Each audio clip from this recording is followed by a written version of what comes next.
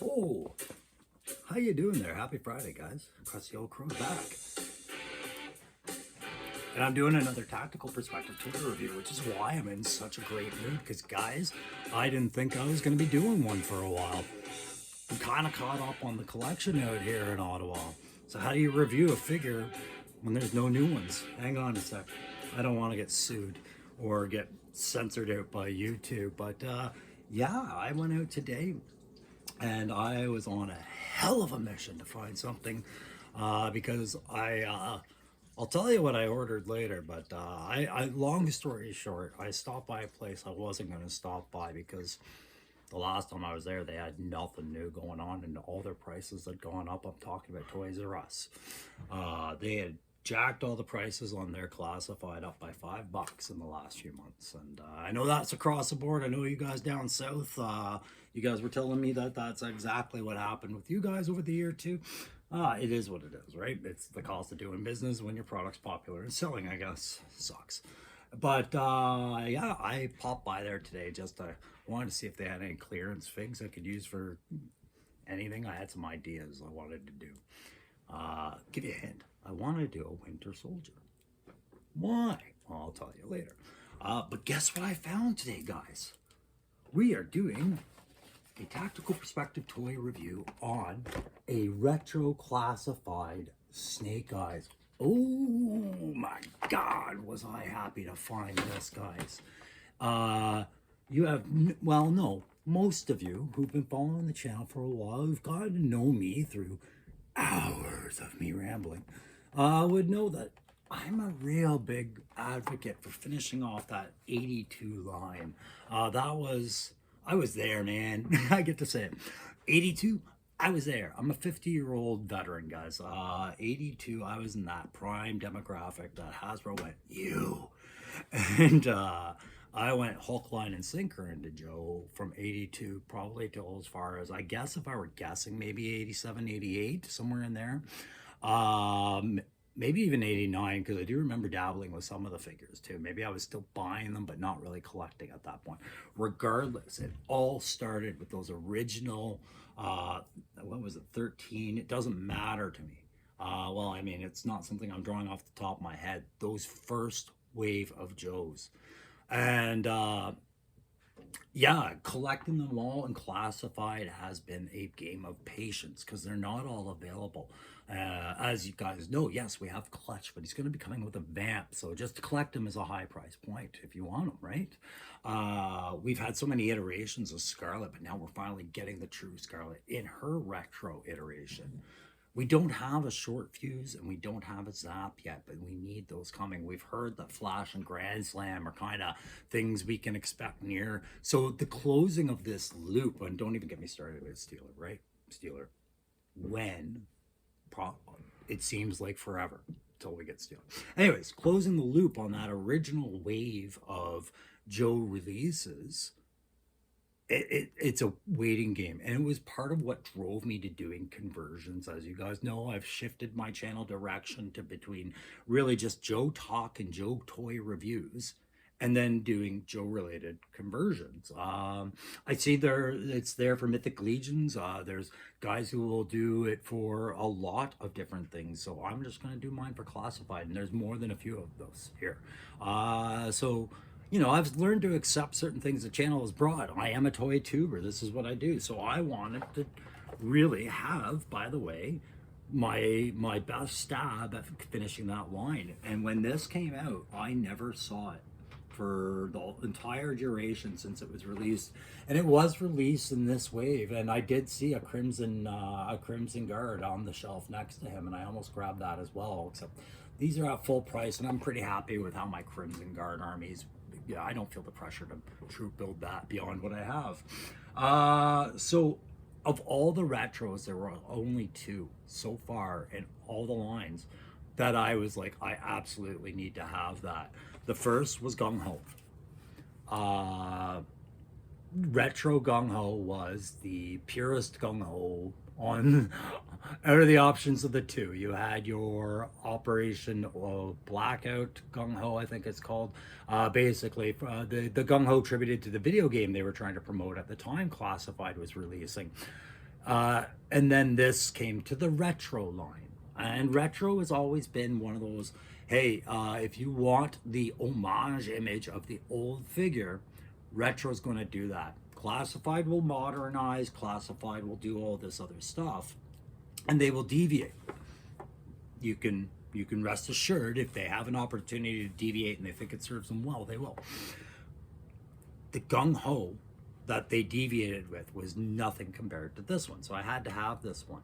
Of course, you guys have seen that I grabbed the Lady J because I felt, and others I talked to agreed with me, this was actually the superior Lady J, but as compared to the classified line.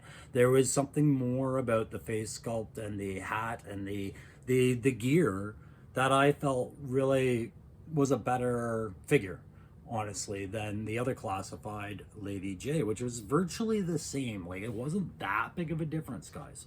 But in doing that, that gave me license to do what I wanted to do with my Lady J conversion, which, thank you very much, guys, for all the kind words of support and everything. But this is what I do when I replace somebody out of my retro line, is I will go and re-envision that character. You know, I've got my own little Joe lore going on for, you know, my vision of end state where Cobra wins it all kind of deal.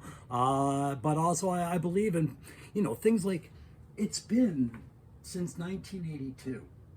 I haven't seen any Joes get a promotion. So I promoted Lady J, right? And I got to do that by having a retro to replace her with. So I still felt like I had the original figure checked off in my list. I don't believe in a lot of redundancy as a collector, especially as a non-box collector. I'll take that shit out of the box because I want it in my hands. I want to put it places. I don't want it hanging on a wall like a painting every day and just stare at it and wonder what it was like to be there. I can be there. I just remove the plastic and I'm there. So to be redundant with figures, it means either I'm troop building, which is fine, or if it's a Tiger Force or a Night Force variant of a character we have in the line, I will collect that and have duplicates because I could just display them on different shelves, and that is fine for my sense of OCD, I guess, right? Being ADHD and organization only just helps me think. That's one way I deal with that. Thankfully, I haven't had a lot of problem with Night Force, but does that mean that this Snake Eyes, which you heard me say it when I did my conversion to Steeler out of my Desert Commando Snake Eyes, this was the Snake Eyes for me. It was because it was the Timber Snake Eyes, right? So it came with Timber. It was a Commando, like, varied Snake Eyes. I'm just gonna move the camera down because you guys are done looking at me. We're gonna open up some fig here, and we are going to have a look at this retro Snake Eyes. But yeah, this was the Snake Eyes for me, guys. It really was. Out of the two, I was more of a fan of the Desert Camo, or the Desert Commando Snake Eyes as a troop build figure than I was anywhere near excited as him as a Snake Eyes figure. And now that I have a retro Snake Eyes, just like the one I opened on Christmas morning and was amazed with, I remember it vividly. I was like, who is this? What is this? This is different. You know, I don't need to have this variant. I don't have any plans with it, but man, is it ever nice to know that I've got another set of good parts if I ever get a good idea or a good concept of what I do. Maybe I want to make my own Snake Eyes variant. I know I've crossed a couple of ideas on that. Now I have some availability for that. So that's a great feeling. So sorry, buddy. It's not looking too good for you. No, it's not. And if that bothers people, well, maybe my channel's not the one for you, and that's fine. Hey, speaking to the ones who it is for and who are enjoying my stuff, before I get around to running my actual tactical perspective on this Snake Eyes here, I get it ready to open. Let me remind you, there's an algorithm at play that I need to work with to grow. So I actually do need those likes on the videos you guys watch about my my tactical perspective reviews or my conversions, I need you to treat that like button almost like a tip your waiter kind of thing on your way at the door, just so that algorithm starts looking for new subscribers for me. So like, share, subscribe, comment. You guys know I'm doing my best to stay in that comment section and have a chat with y'all about this stuff. But also, don't forget, I need you to go back and enter the 350 contest. When you do subscribe, go back and find the one where I'm holding up this sign saying enter here. Listen to the rules on the contest are in the description and join that contest for me, would you? There, that's enough. That's self-serving, and it's not about me, it's about this retro snake eyes. So we have that file card. I don't even have to go online and I do that whole tablet shit that I usually do where I pull up the thing and read out the file card. And you guys don't need me to do this, because if there's one Joe you know, it's Snake Eyes. Am I right or am I right? Shut up, I'm right. No, I didn't tell you guys to shut up. I told myself. Okay, so this is how I open retro card, by the way, because I do want to keep the cards intact. Not that I'm ever displaying them, but it's just nice to have a collection proof of debris, I guess you would call it, when you do that. So I just use an X-Acto knife, stab myself in the hand inevitably because I'm using a rusty or an older one. I probably should have changed out this blade in hindsight. But what I'm also trying to do is I'm trying to move this away from the microphone, guys, and not bombard you with that whole plastic crackle. As we all know, is just the greatest sound, except when it's in a video. Right, so I think that's enough for me to get them out of there. Oh, not quite yet. Sorry, guys. So I also, you know why else I did this? Because I remember as a kid, you'd get those Joes home, and I always was so careful when I would open this, because I collected those file cards, man, like the file cards and the flag points. Those were things I kept my boxes, like I kept them in one piece till I could get the figure out. And there I go, I just tore a little strip out. Because I wanted to trim down those file cards and put them with the collection of them that I had. And if it's one thing I wish I had had, despite having gotten rid of all the figures, and if I had to accept that, which I do, I wish I had kept those file cards, man. I really do, or a few of those flag points. So this is what you get when you open her up. So I'm going to put the packaging aside. We don't need to dwell on the packaging. Just know that in this line was the Crimson Guard standard with the different face paint than the classified one. Another Zartan and a Storm Shadow, right? And I do have the Storm Shadow. I don't need the Zartan, and I really don't need another Crimson Guard, but I might still get one just for an officer. All right, so this is the son of a bitch that I don't like doing right here. It's getting them out of these packaging. I tell you one thing, though, Hasbro, as far as retro, let me just keep saying it. I'm going to try and say it a few times today. Orda is better, okay? Orda is better, and here's why. Hasbro had a bad time with the plastic-free packaging ordeal. Am I right or am I right? Of course I'm right. And in that bad time, oh, this is gonna suck for the microphone, but it's just for the knife. Find these knives are always just such a son of a bitch to get out. So Retro never bothered trying that. They didn't bother. Look at that little knife he gets. And it was good that they didn't bother. Hang on, guys. I'm going to do something about this lighting right now.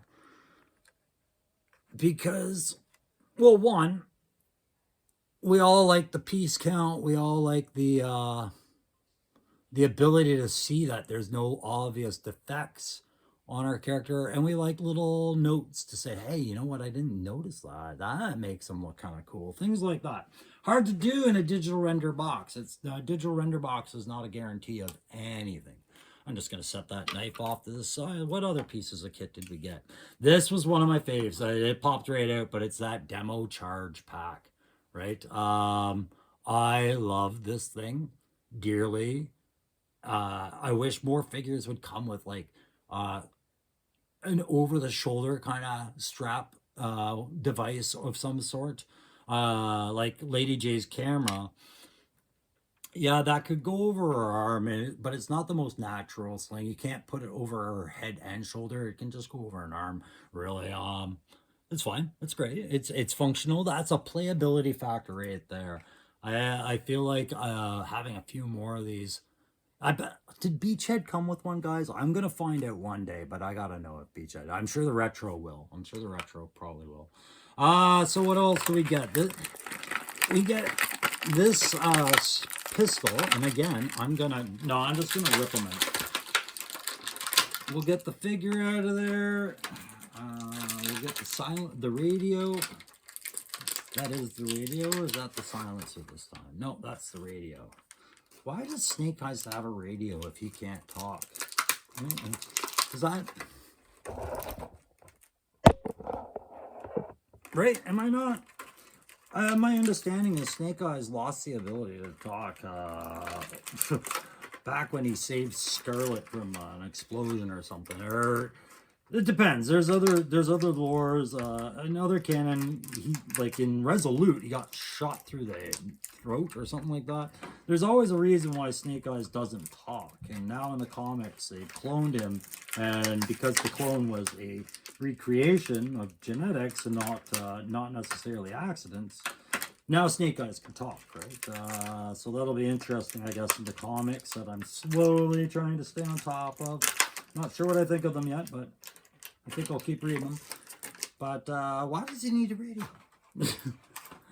Just so he can hear people telling him, "I wish I knew you understood this mission, Snake Eyes." What else? He couldn't even say what else. Anyways, right out the box, you got your standard classified figure for the points of articulation. This one, not as stiff as what I've been used to lately coming out of boxes. I'm used to those knees and elbows being seized right up. No problems with this one. Let's check that bend. Oh, you've got a very good bend on that. Let's reverse that bend. Let's stretch it out. Stretch those abs out. Feel the burn. All right. Yeah, he's got the reverse dive. He's good. That's a good. And you know what I love about this? If you ever get a chance and you haven't done so already, hop on Netflix. Check out the Toys That Made Us. They do a great little feature. It's about a half hour, 45 minutes on GI Joe, and from inception to end. Most of you, I'm sure you've watched it. But the best part about Snake Eyes was that he was an afterthought that turned into the most popular character in 80s pop culture action toys at all. Like everybody knew who Snake Eyes was quick.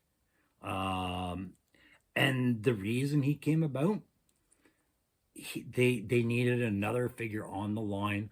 They were penny pinching. They had nothing left in the budget to, do a hard paint on a figure, make somebody like Stalker, like where Stalker was very different from the others, right? The paints were different. He had more paint on him and different kit, different sculpts.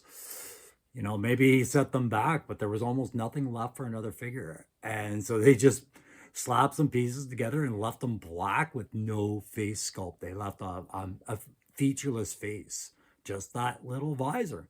And it was the most popular figure in the line. No details on that shirt whatsoever. It's just a plain shirt with some pocket sleeves. That's it. No stitch lines, really.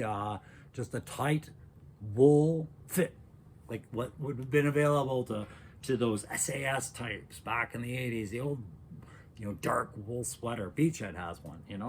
His is a turtleneck. Like you can see it with the cuffs on the sweater, right, and the way it bags, but the cuffs, right, and again at the neck. So very traditional. Love it. Love the little vest. He's got a knife feature on the vest that isn't removable, and I'm fine with that. I don't need every figure to come with a removable knife or stuff like that. Definitely not two. And he's already got one on the leg, so we're covered there. I'm glad they didn't waste any money giving me a second knife. He's got that 9mm pistol with the extended clip there. And that just slips right into that holster, as you can see, like just like every other classified or retro holster. Nice tight fit in there. That's a pretty good fit. I noticed that the leg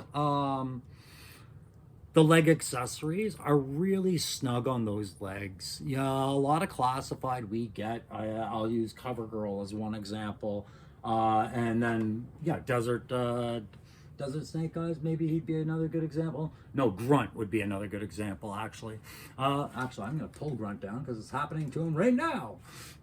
Thank you, Robert.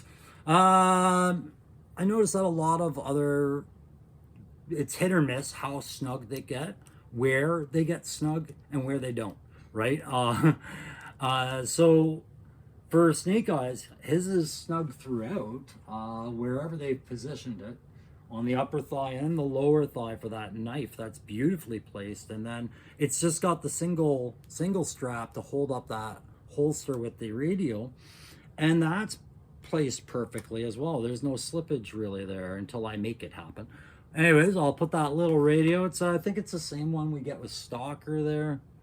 Oh, just your standard little walkie-talkie set. You know, his is always on receive because it ain't on send, I'll tell you that. So he's got that in there so he can listen to people telling him what to do. But, yeah, you wouldn't be Snake Eyes if you didn't get the Uzi, right? So we'll put the Uzi in his hand, even though, man, I'm getting sick of Uzis in this line, but they are kind of a go-to minigun. They do make a lot of sense, and because of the way G.I. Joe's portioned out, I'm fine with these being more abundant than the normal because they're not shotguns. Yeah, all right, fine. If you give me a choice between an abundance of shotguns and an abundance of Uzis, I'm gonna go with the abundance of Uzis and the MP5s and the boarding guns, like the little mini guns. Shotguns are just they're such a specific design, you know. So I already showed you the ammo pack, and we will put them up on the base, but I wanted to show you before I inevitably drop them. One of the other big reasons I really wanted these was because of these little gas grenades he gets that come with them. Let me just put my backhand against that. Yeah, you can see the cat scratching I'm getting. But they've got little writing on them. It's just a code designation about the gas that it's using. And from what I understand, if I were to look at where did I place that box? Just down here. Let's guess together. I'm thinking those clip on onto the cross strap of this. It looks like you may have been told to try and clip them onto the vest, but I don't think that's where they're designed to. Although I do think that they could stack at the top part. Let's try one here and see. Sorry, I'll do this in front of you guys. I'm gonna try and put one on the chest clip and see how that sits, and then I'll put the demo pack on them and see if that fits any better. So I'm gonna just try it. We'll face the grenade in. This is where it drops, right into the crevices of the shadows under my set. And then I'll say, well, at least I have one. All right, so that fits very nicely there. Look at that, and you can get the writing facing out. That looks nice. That looks really nice. So we got that going for our retro Snake Eyes. Oh my God, I'm in love with this, man. I am in love with this character. And then I'll put the other one on the demo pack after I slip that over his shoulder and put him on his base. How's that? We'll do that for you, and then we'll zoom the camera over, have another last rounds, and then I'm gonna go take some photographs of them for the video for you guys to find. What brought you here? Yeah, so what else did I told you I would tell you what else I bought, right? So what else I ordered. I finally got off the hump and realized, you know, just being old and cranky, being a crusty old crow doesn't mean you have to be a lazy one. You better get on top of things and slowly learn how to do certain stuff. So clearly it wasn't editing video, or else I'd have that grenade on by now, right? But I did finally get around to ordering 2 things from Hasbro Pulse just this morning. I got fed up with not having snow jobs. So I have a snow job on my way because as a Canadian sitting here snowed in on the week, right now, I'm snowed in for the weekend, had to cancel some plans because of the snow for the weekend that we're forecasted to have. And I've said it before, why wouldn't I have a snow job? Of every toy tuber out there, the Canadian one doesn't have them? No, that ain't right. I gotta fix that. Oh, there you go. Look at that. So you can put it on either. I actually like it better on the vest than I do the demo charge pack. So I'm gonna move that one back over. I'm gonna take that demo charge and set it better. But yeah, I ordered that. And guys, Jody Shooter Craig is coming. So I'll have reviews on those two as soon as they show up from Hasbro. Now, I have no idea how long it's going to take, right? Some of you guys that I have interacted with and who have, I've mailed you stuff or you've mailed me stuff, I'm getting the idea. I'm thinking 2 to 3 weeks seems reasonable, but I've heard horror stories of other people waiting longer, but I don't know. It seems like some of those times I'm reading a reaction to how long they waited for their pre-orders to come in or a restock of a reorder, like Mindbender, right? So it seems like Snow Job was available, Jody was available, so we'll see. Those will be the next 2 Tactical Perspective toy reviews I think are coming, hopefully. And we'll keep chipping away at it there, guys. Let's move this over here and see what Timber thinks of his new buddy Snake Eyes Retro. The OG. Does Timber agree with me? Is this Timber's new Palo in my displays? I think so. Sorry. What'd you guys think of my knuckles there? Was it good? Yeah. All right. So yeah, guys. I very happy about this. Now you'll notice one thing, the difference. Of course, there's a myriad of differences between the two, right? More advanced, more technical, got better support, was kind of given more free range as his character, as the series of G.I. Joe developed over time. They ran away with the Snake Eyes arc, and he quickly became the not as simple character to build and not as cheap, right? You have started throwing in knives on his chest and different kinds of swords and different kind of weapons and a wolf, right? You made him into Ninja Force. You did so many variants of him. So you'll notice my retro does not come with a katana blade, right? Or an Arakakashi symbol, because at that time, the character really hadn't flushed out that way. This time, he was very much a Black Ops Wet Works appearance, kind of saboteur looking. Beachhead assumed the role that we had Snake Eyes filling, that night espionage, saboteur, dark character. He almost seemed like an anti-hero without ever doing anything wrong. He just stood out, right? So that was great. So, okay, I got to give this a play grade and I got to give it a tack grade. And guys, I'm biased. I'm biased. But I can't let that affect my grading system. So on a play grade, what I'm going to give this one, I'm going to give it a solid A+, because coming out of the box, having all those limbs movable but stiff enough to be in a rigid pose, having those leg brackets secure so you're not constantly fumbling them while you're pulling accessories out or putting them back in to change between poses or what have you. And then adding the little features like the demo pack and the grenades as opposed to a sword, going back and taking the kit that they had back in 82 with this figure and broadening it. And that's what I'm talking about with the grenades. To me, that's broadening this figure. That's taking items that weren't removable in the time and making them removable. And I liken it to a flashlight on a leg that now all of a sudden we can take out. Or how the pistols and the knives are now removable when back in the day they weren't. So that's an A+. And yeah, perhaps a bit of bias there. But coming with its own base has always been another advantage the retro line has. And so I'm very excited for the idea of my retro Rakondo, Duke, and Scarlet coming. And also getting an order in right away as soon as I'm able to for, you know, the beachhead, the eel, the snow serpents, guys like that. Retro line is going to be more available in more places, they've said, as we go. So you should be able to start getting more retro stuff. Like I said, this one had been out for a while, but because of the lack of availability and a lot of retailers putting this on their shelves, they're saying no. This was lightning in a bottle, and I was lucky to get it, and it was the last one on the shelf too, so somebody else beat me to it.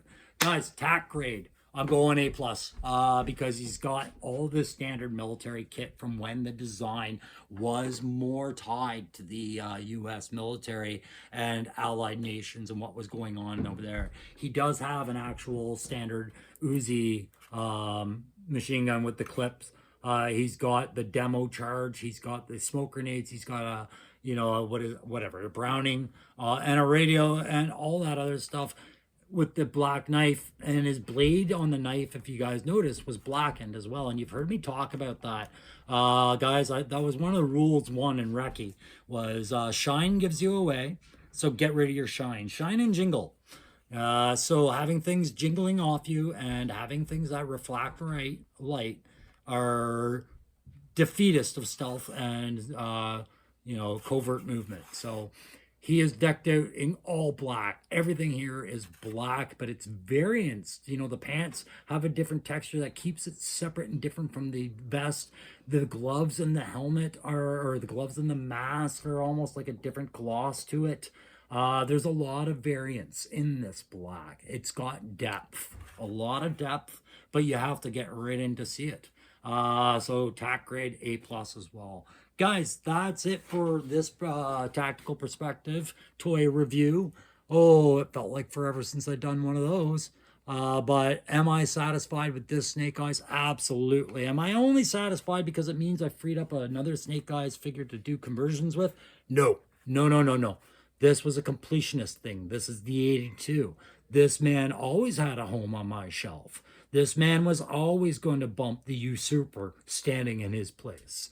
Hard feelings about it. But let me know if you guys feel the same way or if you feel like a different Snake Eyes was the better Snake Eyes for you.